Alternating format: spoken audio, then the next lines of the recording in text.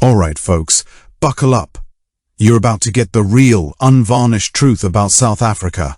Forget the sanitized rainbow nation narrative. For minorities, especially white South Africans and Afrikaners, the period since 1994 has been a relentless decline into dysfunction. And yes, the anger is justified. Let's lay out the brutal, verified facts.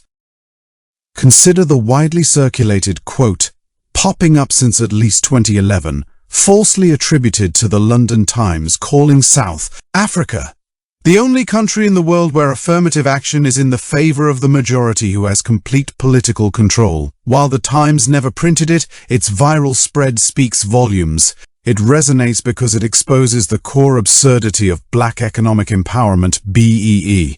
Decades after apartheid, BEE enforces state-mandated advantages for the politically dominant majority. For the white minority, particularly Afrikaners with centuries-deep roots, it's systemic exclusion disguised as justice.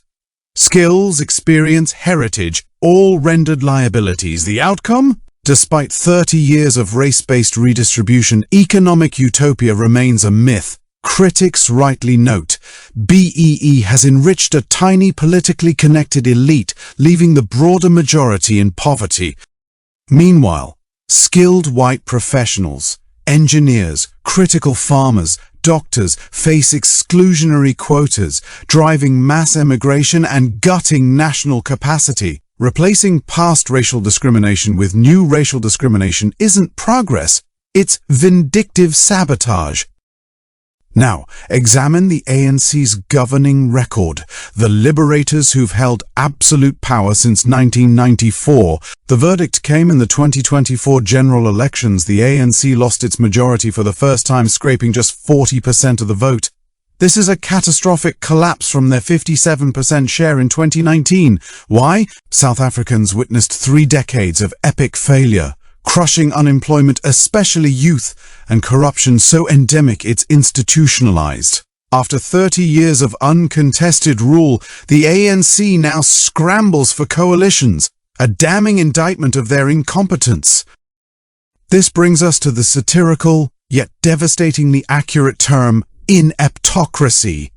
Ineptocracy refers to a system of government where the least capable individuals are elected by the electorate, leading to incompetent leadership and potentially damaging outcomes. It's a critical term used to describe a form of governance where political incompetence and a lack of ability to lead effectively are prevalent.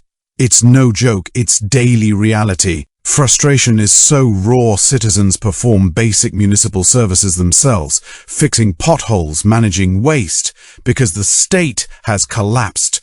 Water, electricity, sanitation failed. This grassroots desperation isn't empowerment, it's proof the government cannot govern. This rot has deep roots. Recall Margaret Thatcher, UK Prime Minister from May 1979 to November 1990. Her stance on apartheid was complex. She publicly condemned it as utterly repugnant, yet opposed comprehensive sanctions, advocating constructive engagement. Her rationale, confirmed by UK National Archives releases in 2013, was stark. Full sanctions would devastate the economy, hurting the poorest black South Africans most. As South Africa's largest foreign investor, Barclays, Shell, Anglo-American, the UK's ties were vital. She accepted limited bans, arms, oil, nuclear, new investment, but resisted harsher measures, facing fierce backlash. She urged Mandela's release, initially backing a 1985 conditional offer, which Mandela refused, stating only free men can negotiate. Her 1987 label of the ANC as a typical terrorist organization, referencing its armed wing, Umkhonto we Sizwe, drew global condemnation. Her fears, revealed posthumously, centered on chaos post-apartheid. ANC ties to the Soviet Union and Cuba risked Marxist revolution and regional instability. She backed moderate reformers, refusing to legitimize the ANC while violence persisted. Her Foreign Secretary, Geoffrey Howe, resigned over this policy in 1990, contributing to her fall. Mandela was freed in February 1990, and the ANC won the 1994 election. Thatcher's warnings about regime capability now echo ominously.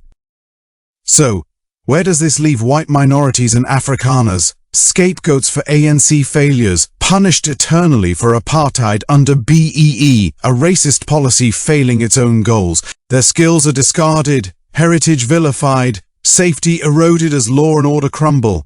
They watch the nation their ancestors built, however flawed, being dismantled by the very liberators the world naively cheered.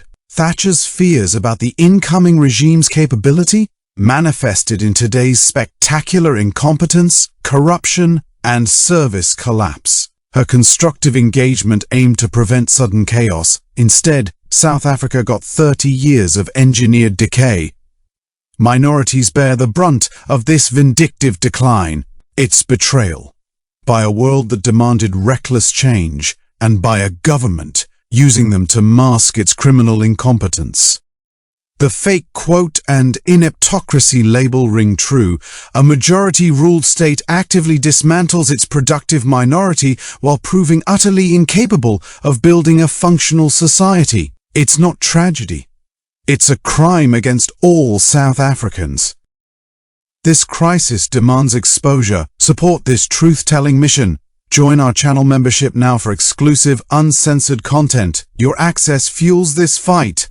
Donate via Super Thanks. Every contribution powers our vital reporting. Allow advertisements to play fully, at least 30 seconds, or watch them completely. This directly funds these crucial reports. Hit subscribe and smash the like button. Algorithms control visibility, and this message must spread. Share this video everywhere. Social media, groups, email. Comment below with your experiences and insights. Silence is complicity. Stand with independent voices exposing the collapse. The future depends on it.